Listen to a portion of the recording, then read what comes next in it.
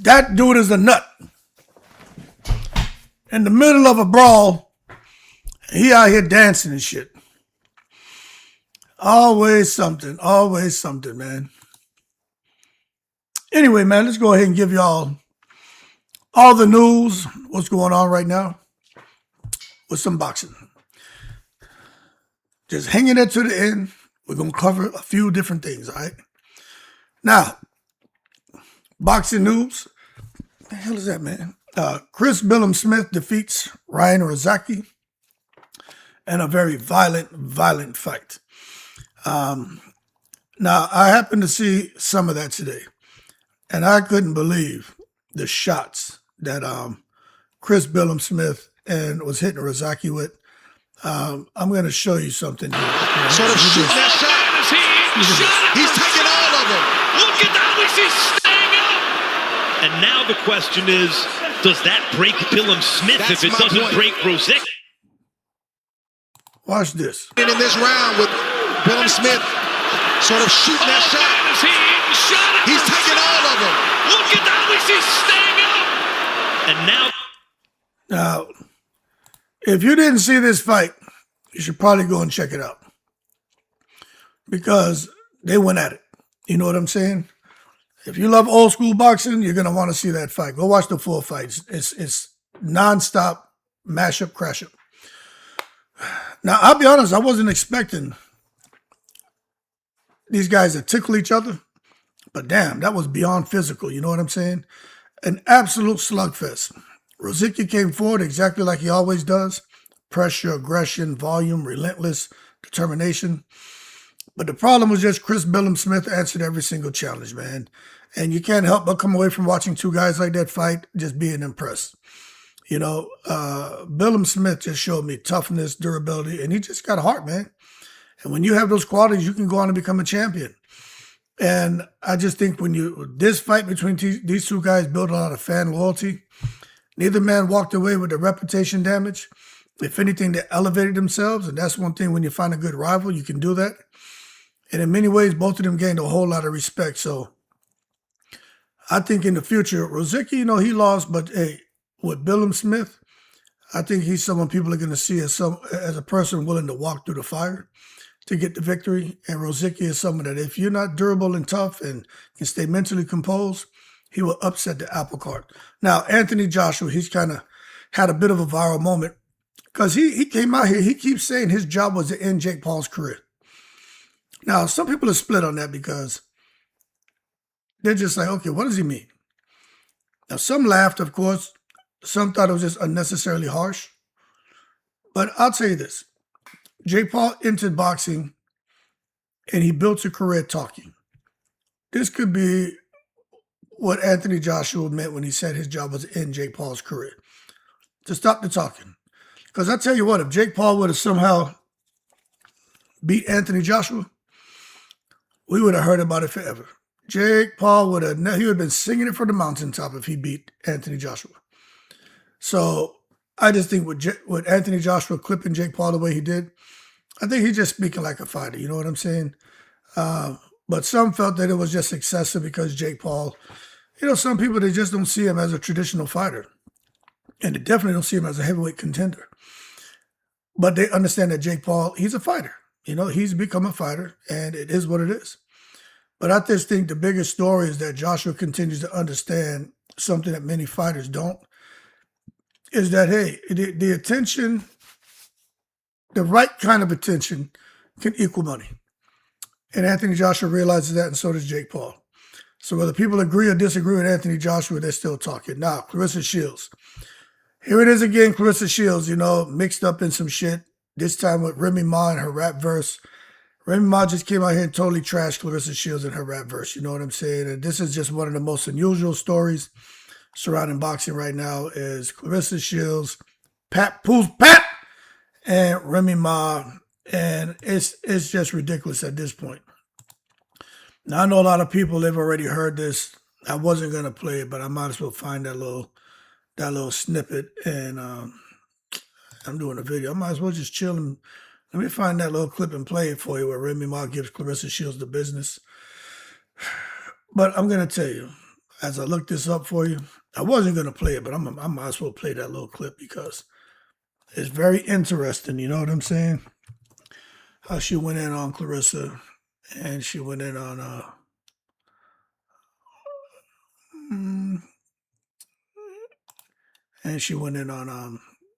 Papoose. Real interesting. Let me see something here. Let me go to my profile. But it's got people talking. Where is it? Oh, right here. I think I did this. Do I have it? Oh, let me pull it up for you. But she kind of gave them the business as I look for it right here. I wasn't going to play it, but I might as well because I realize there's some people who have not heard it. So I'm just going to play the little verse there that got everybody talking. You know what I'm saying? Where is it? Oh, yeah. Right here. Let me see. I don't want to play nobody else's video.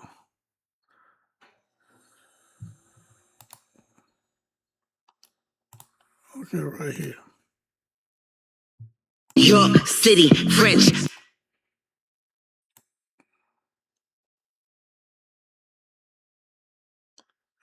All right, let me play this right here for you. Just listen to this right here. It's crazy. Yeah. This New York City, French, Max, B, Remy, always the one, never the two. Who told him find something stupid to play with, he picked you. Now, that's Remy Ma clowning Claressa Shields. Said, tell him find something stupid to pick, he picked you. She said, so let me just, I might as well play this whole thing again. Just listen to it. City, French, Max, B, Remy, always the one, never the two. Who told him find something stupid to play with, he picked you. Since I've been gone, it's so crazy. I put a do-rag on and got wavy. I'm that bitch, went orange with the black tips. Yeah. I went fox on a whack bitch.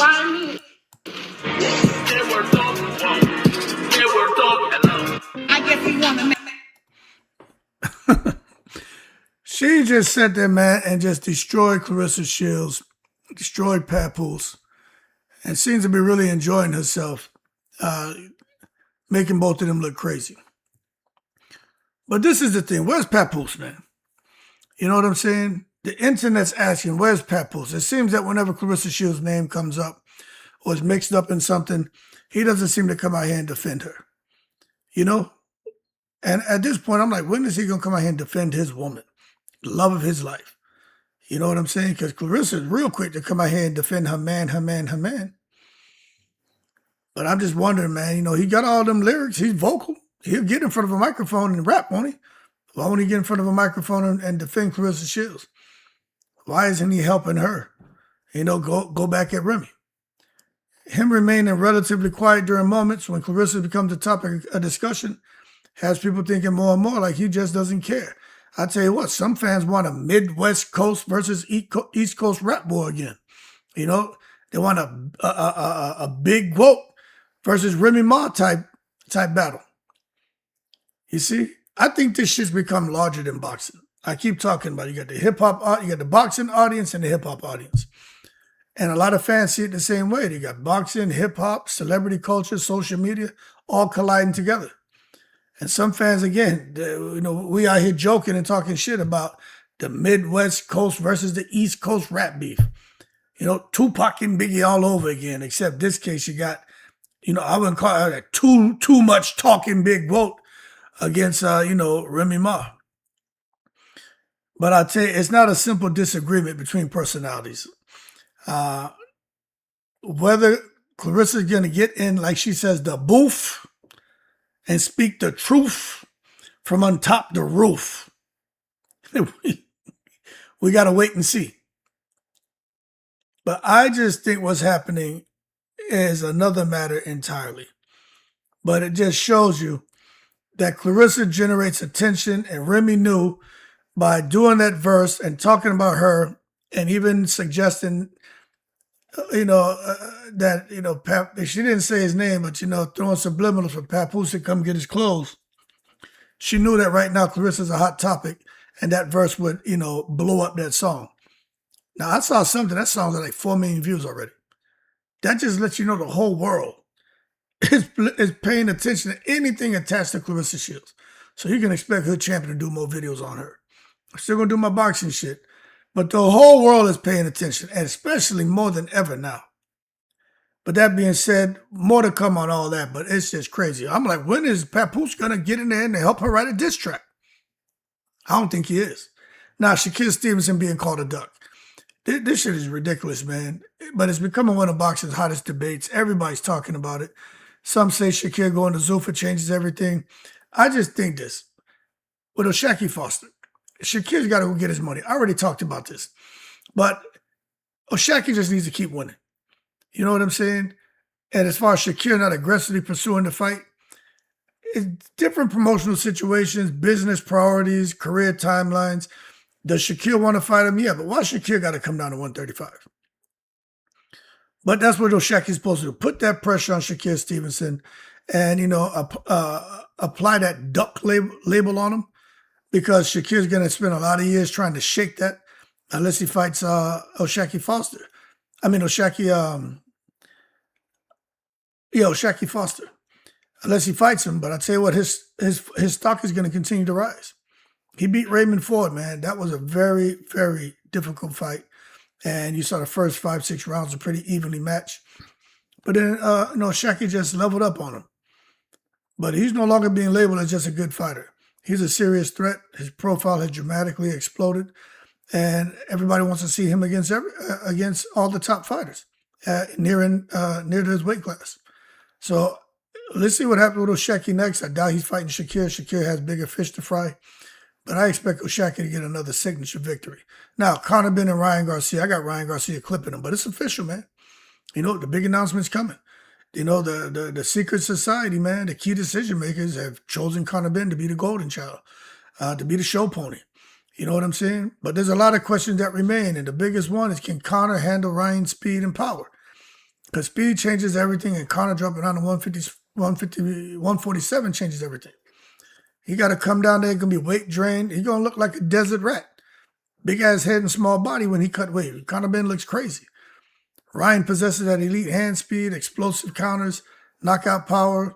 Ben's going to try to bring pressure, aggression, physicality, determination. I just think he gets knocked out cold first round. First round, I think Ben gets knocked out cold. But the fight's fascinating because both men, they have strengths. I just think at 147, Ben is a dead man walking. And people still favor Ryan Garcia.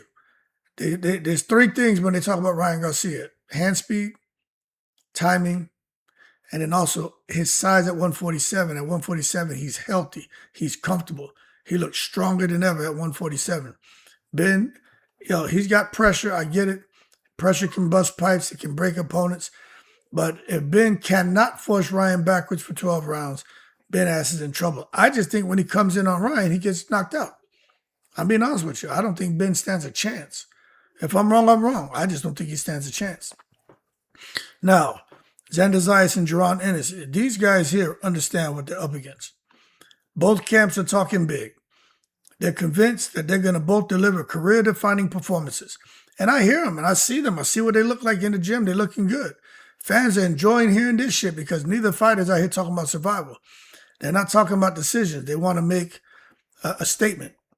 Career-defining performance. So I can't wait till these guys get in the ring, and I will start doing more videos about them because we're getting pretty close to these two fighting as well.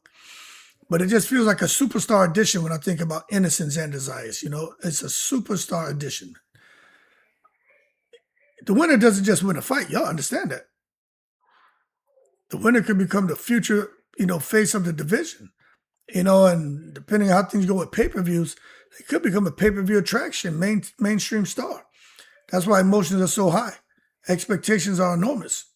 And many fans believe the winner is going to just enter a completely different category as far as at 154, 160, those two divisions. So let's see how it plays out, because I'm telling you, this is a 50-50 fight. I'm kind of siding with Ennis, but I don't know. It's a tough one because I think people are underestimating Xander Zayas. And I don't think you should. Now, Adrien Broner. He's back. He's blown up. Adrien Broner is back on top of the world, at least right now, right? But he wanted Terence Crawford to come on his stream. And Crawford called him out. You know, Crawford's like, look, I can't get yourself together, man. He's not coming on Adrien Broner's stream. He doesn't want nothing to do with him right now. So Broner gets himself together, in shape, give up that alcohol. He like, you get all that together and we'll talk. But you got to listen to what Crawford's saying. Crawford don't want to be attached to that drama. Crawford does not want to be attached to that crap. He's a direct person. He's an honest person. He's not saying that he doesn't support AB. He's just like, I can't mess with you right now. You got to get your shit together. You know what I'm saying? And the reality is that many people have been concerned about Broner for years, not because of his talent, but because of what's happening outside the ring, like what we're seeing right now. Adrien Broner's biggest opponent, that shit is alcohol. It's his lifestyle. It's not another boxer. It's that shit, again, that alcohol, consistency, discipline, focus. We know he had the talent. He still has talent. But I just don't think he can fully commit. And he's talking about coming back and fighting. Talking about there's some big money on the table. Will he get in camp? Will he stay disciplined? Will he not drink?